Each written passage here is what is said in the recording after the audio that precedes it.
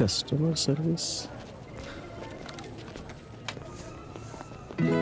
Madam, ఈ KYC update కోసం నాకు మాటి మాటికి మెసేజ్ ఎందుకు వస్తుంది? ఎందుకంటే బ్యాంకింగ్ సేవల కోసం నిశ్చితమైన సమయానికి కేవైసీ అప్డేట్ చేయించాలి.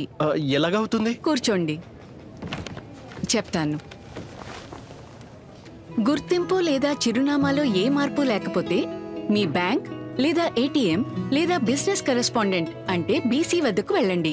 లేదా బ్యాంక్ లో రిజిస్టర్డ్ ఈమెయిల్ లేదా మొబైల్ నంబర్ లేదా మొబైల్ బ్యాంకింగ్ యాప్ లేదా ఉత్తరం ద్వారా దాని డిక్లరేషన్ ఇవ్వండి. మరి ఏదైనా మార్పు ఉంటేనో? అలాగైతే కొత్త గుర్తింపు ఇంకా చిరునామా ప్రమాణ పత్రాలు చూపించి ఖాతాని సక్రియంగా ఉంచుకుని బ్యాంకింగ్ సేవల లాభాలు పొందండి. అంతేనా? అంతే.